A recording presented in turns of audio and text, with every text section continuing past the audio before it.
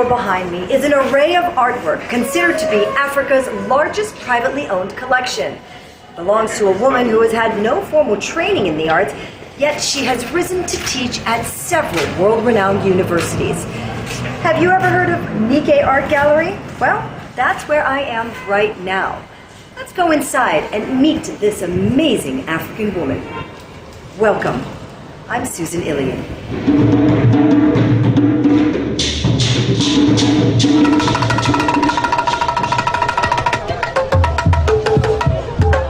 With her flamboyant and resplendent headgear, it will be hard not to notice Mama Nikkei Okundaye. I am Dr. Nikkei. Welcome to my gallery.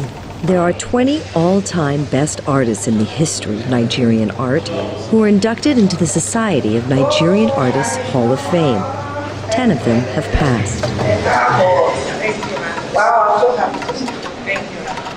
From that list, both late and living, Nikkei Davies Okundaye is one of the 2 women and the only one who never really had a formal training, let alone in the arts. Dr. Nikkei Okundaye is arguably one of the world's leading textile artists, a craft she learned from her great-grandmother, who dealt in traditional weaving and textile dyeing. In spite of her lack of academic credentials, she has lectured and held workshops at Harvard, Columbus, Ohio, and Los Angeles, all in the United States, as well as in Edmonton, Canada. Like the proverbial prophet, Mama Nikkei Davies Okundaye gets more celebration abroad than at home. In fact, she's seen as a goddess, especially across Europe and America, where her work has brought her before kings and presidents. In 2006, the government of Italy gave her the country's highest national awards of merits.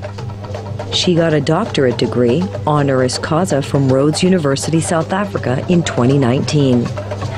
Although without a formal education, she has taught doctoral students, while both herself and her work have become the thesis for doctoral projects from students both in Nigeria and abroad.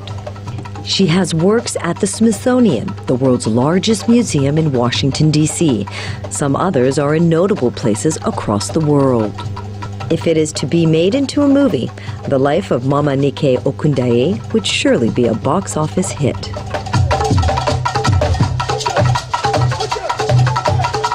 Hard work and patience are the factors she credits for what she has become today. Now, she may be a global authority as long as arts is the discourse, a force that rallies support from all corners, as well as throws the net of her influence into zones where arts is an asset. But it's not always been so. She suffered, in the full definition and designation of suffering. Her determination and resilience to break away from inherited poverty flow traveled way back. Although unintended, her strategy was investing in not just informal, but also formal education. She defied the voice calling her to join the wagon that restricted her family.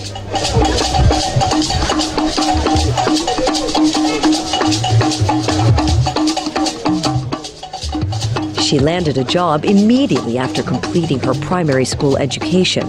That opportunity will change the course of her life, but not before combating new challenges, including trekking up to 12 kilometers to resume for her new role.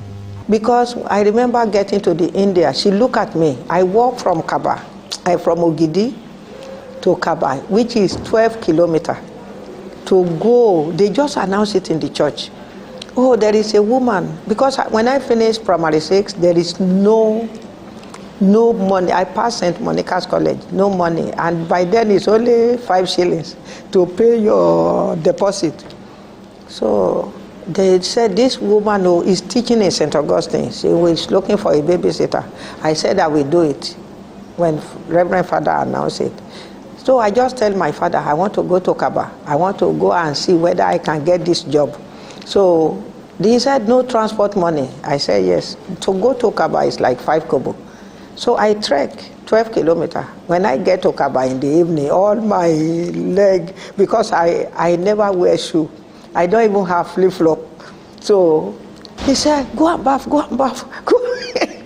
Because my body was full of dust. Yet another challenge will be coping with days without food.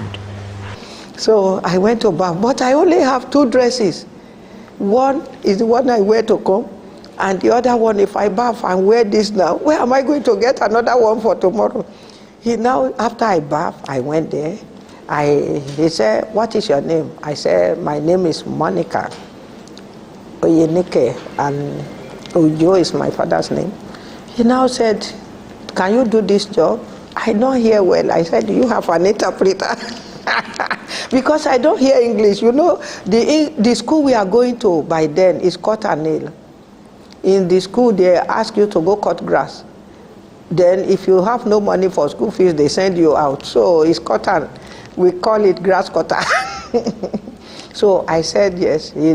I remember the first time when he said, "Go and eat." So I don't know what they call go and eat. And I finished primary 6.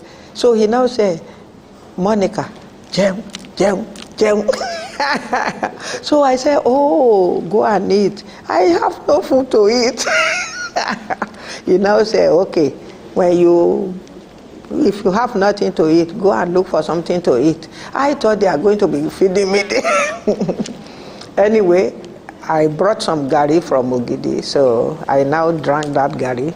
So I now say, "Okay, where am I going to be living?" He said, "I have to find a place to be staying because their house is only 3 bedrooms. But during the day, they have 1 room for the children where I will sit down with the children." In spite of these challenges, young Nike would not be dissuaded, considering how the interaction came handy in her bid to learn the English language, which she couldn't speak at the time. But she did more than learn how to speak the language. She also learned cleanliness, self-confidence, and commerce. So what defined that to me, my great-grandmother is a textile artist. And at the age of 4 or 5, they will be teaching you how to do the weaving. They will put your own weaving on calabash. They weave on the loom. There is a cloth called peleke in our area in Kogi State. It's 5 pieces. And you know the people who come to buy it, the Igbo people will come and buy it. It's the cloth they were using for Elewan. Elewan is the prisoner. So every 5 days, all the women will get together. If you cannot finish 5, because 5 is for 1 dress, for 1 Elewan. So 3 for top, 2 for knicker, and it's hand-woven, hand-spun. So they start teaching you all this craft while you are young. And in school too, every once in a week, they will teach you embroidery, teach you how to, in those days, they teach you handwork, which they call handcraft in those days. So my parents are craft people. My father worked with leather. She also do basket. And then the whole village, my great-grandmother is an indigo dyer. My grandmother is an adire maker. My mother's sister, my mother, they all do adire. So it's inborn. So I was put into that. So when I get to the India, so I will do this work while the children are sleeping.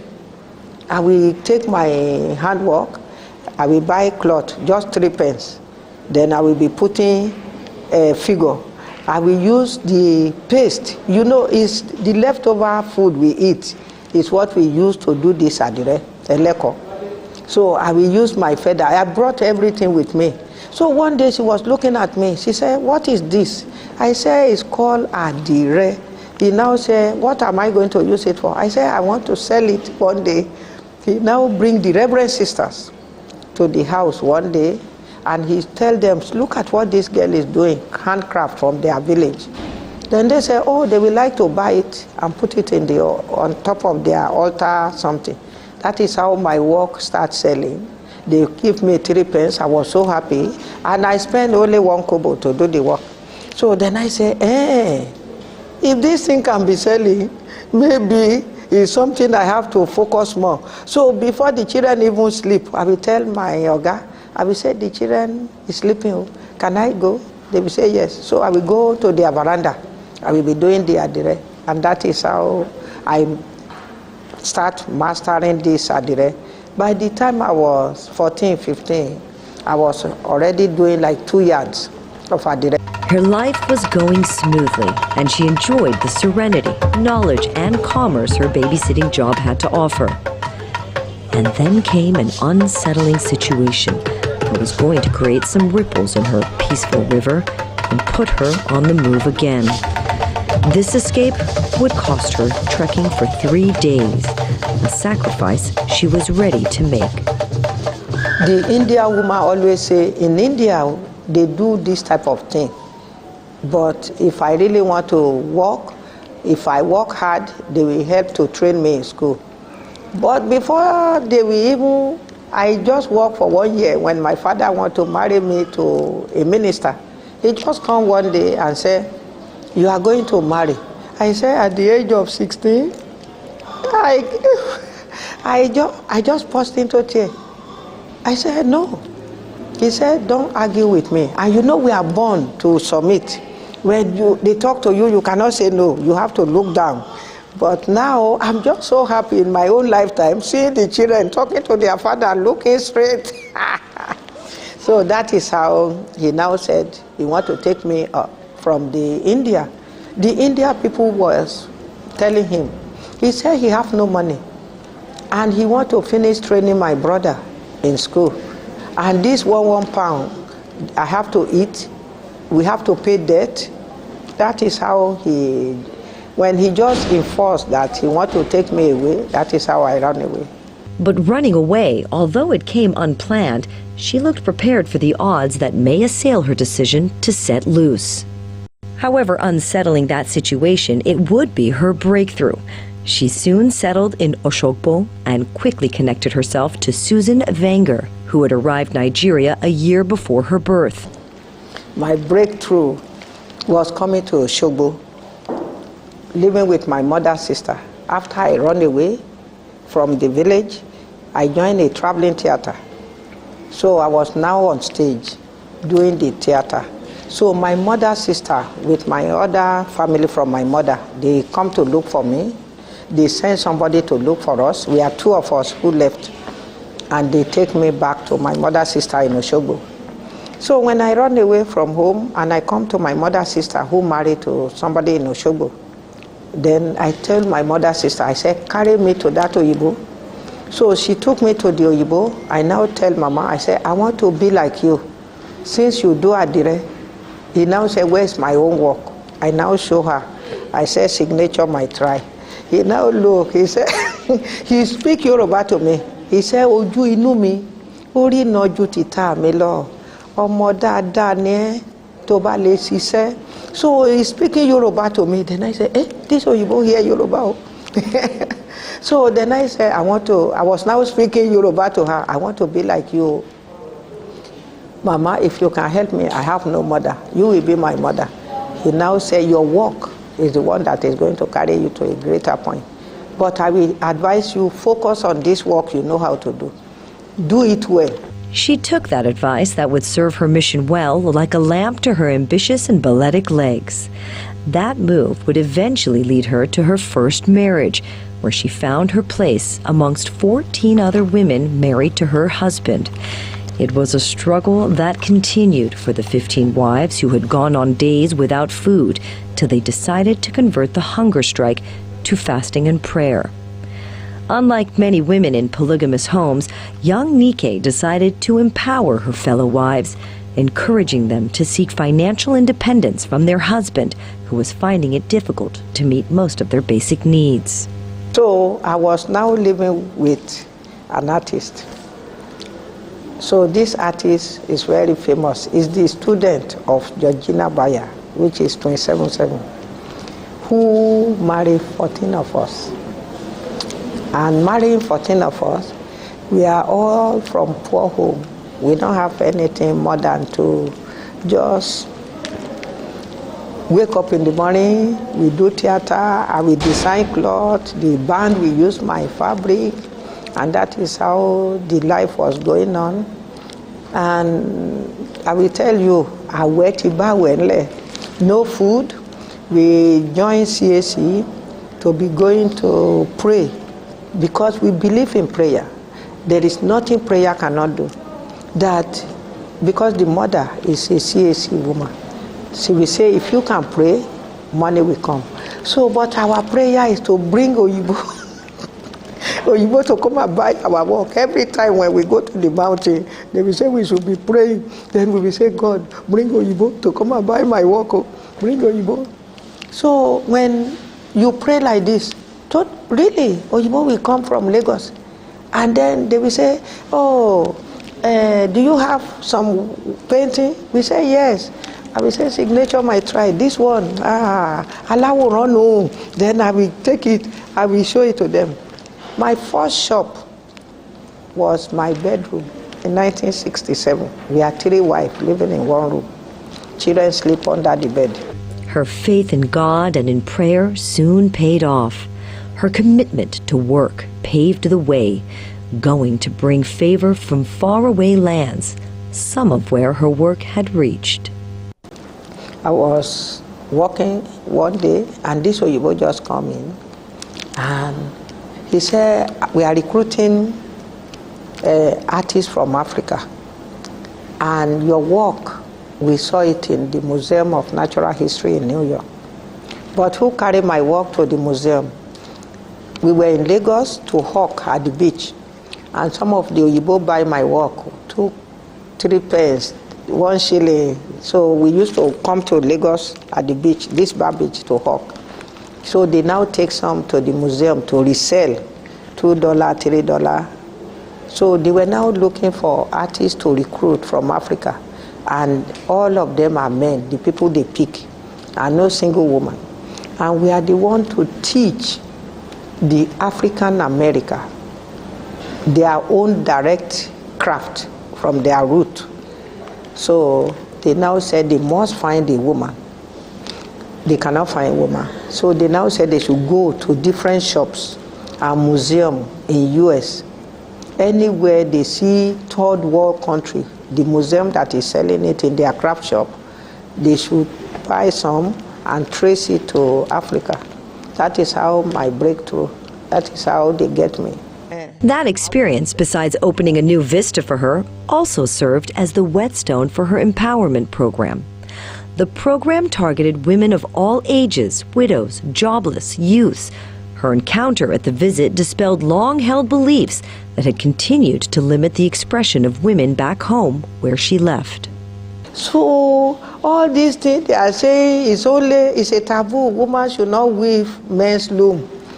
Because all the people in my class, they are men. And I have only 4 women from the 50. So the men something, the women will go and learn it. Then we are telling them, you are African America. In Nigeria, we do what the men do. They said, no, this is America. I said, when I get home, I said, if they can do it in America, why not here? That is how I started teaching people how to do the adire. It's not only the family of adire people will be doing adire now.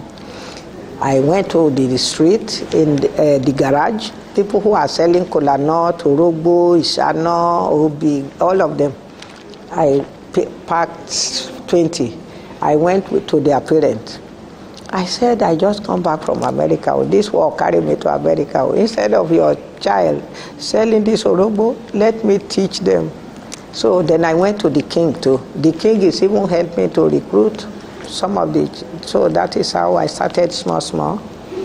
And I only trained 20 at a time by then. And these 20, I will bring them to Lagos. Goethe Institute was doing exhibition for us, USIS, and that place where the woman measure in Ikoyi.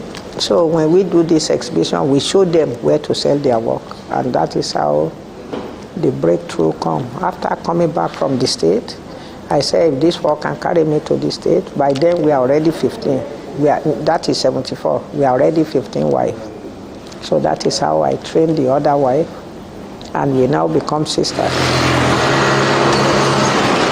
That will be the genesis of her training centers, with Osogbo serving as the headquarters. So far, over 50,000 persons have been trained. That number excludes the over 5,000 Nigerian ladies of easy virtue she trained in Italy. There are 4 training centers providing free art training in visual, musical, and performing arts. The centers are located at Ogidi Ijumu near Kaba in Kogi State, being her country home. The other is in Oshogbo, the ocean state capital, where she cut her teeth in tie and dye making. The training center in Abuja also houses a textile museum believed to be the first of its kind in Nigeria, providing functional platforms for research into Nigerian traditional textile industry. The last is the Nikkei Art Gallery in Lekki, Lagos, Nigeria's commercial nerve center. The number of beneficiaries keep increasing. But the early days of her intervention were tough, as she faced opposition from some men who accused her of empowering their wives and were afraid the women would no longer be submissive to them. True to her nature, she waded through the series of attacks.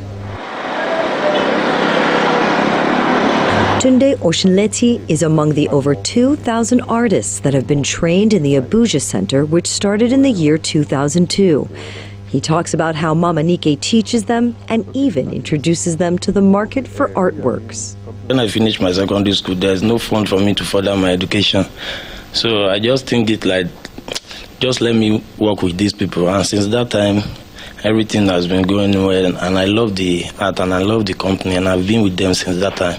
My experience here is that she teach me so many things. And she's like, she just pour everything that she know. She like to pour everything that she know for everybody. So you will be able to blend yourself and step up. And if you have any idea, and she see that you have this idea, she's somebody that she will like to support you with that idea. That so fast that your idea is art. Who did I trust? Let me pick these people. Yeah, let's go for exhibition, and we'll go and do it. And when we come back, even she will not even look at us that students. She will pay us our normal money. That this is your money. I don't need to touch anything inside your money. The drive behind the center is that the chief Ms. Nikkei Okundaye actually is someone that have passion for culture, for art and culture, and then also too, she have another passion for women and for the youth. So I've trained a lot of youth, and so you can see somebody at the road and say, "What are you doing?" Say, "I'm not doing nothing." Say, "Come to my center." And then before you know, she will just train you, and before you know, you can say, "I even send you abroad." The Nikkei Research Center for Art and Culture Abuja specializes in metal sculpture, stone carving, batik tie and dye, kampala, cement work, fiberglass, wood carvings, stage drama, cultural dancing, and acting. The Oshogbo Center is a quite busy one.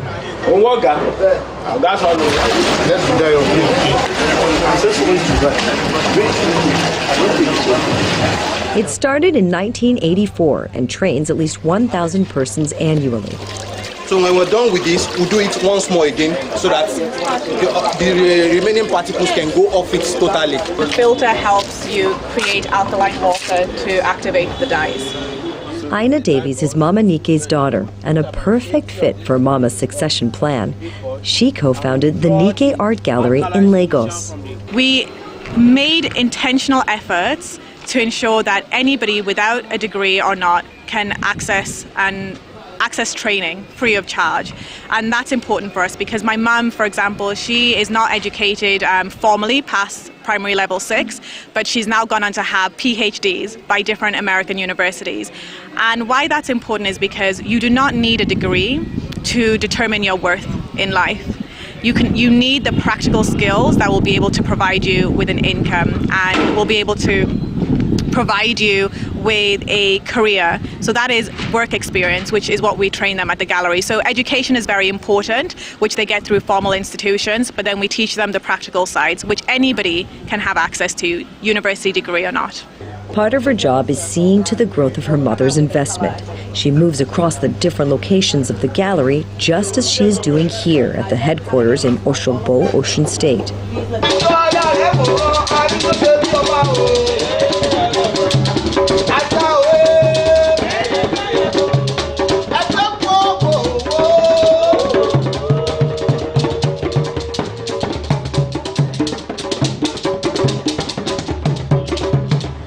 The Nikkei Art Gallery is adjudged by some as the largest collection of artwork in West Africa. The gallery showcases over 25,000 pieces of artwork housed in a 5-floor building representing the works of over 5,000 artists. Never a day passes that this gallery is not thronged by tourists and art enthusiasts.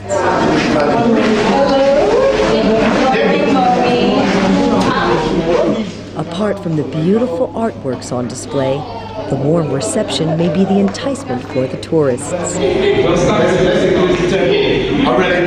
One, two, three, go. There's dance class too.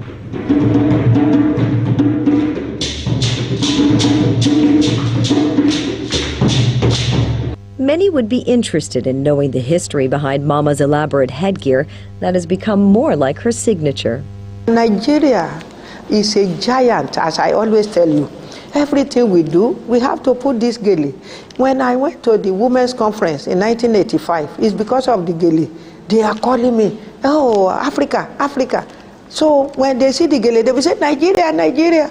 So they now they call me and put me on stage with those big presidents because of the gele. I said, when I get home, I'm going to make sure we package this gele.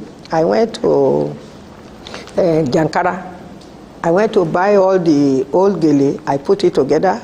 I said, let me teach you people who are selling gele. Maybe if you put the gele for them, they will be able to buy your gele. Nobel laureate Professor Wole Soyinka, who once had his office within the Nikkei Art Gallery, had a contribution to Gele Gala, as Mama's headgear was first called. Then Professor carried me to Italy. The mayor of Napoli saw the gele because they were trading with Nigeria with Cora. He said, can we get this woman to come and put gele on our head? So then I said, We went, we do the gele. Then Professor said we should be calling this gele gala, because gala night, everybody wear flamboyant hat in UK. Why not us? Everybody want their own hat to beat another one. That is how the gele come about. So he actually helped me to package it. Topmost on her agenda now is preparing more females to take over the art environment and market across Africa. Building a bigger gallery to accommodate and showcase the work of other artists. Having galleries across the 36 states of Nigeria. Working on seeing that dye is made locally. And the desire to have adire, bronze casting, and other forms of art included in our curriculum, so that children, right from age 6, can start to learn about the heritage directly from the source. Worthy of note is that all her training centers are open for all classes of individuals and for free. In spite of how much she has achieved, she still observes her meditation and work between midnight and 3 a.m. every day. Mama Nike Davies Okundaye, Channels Television, Amazing African.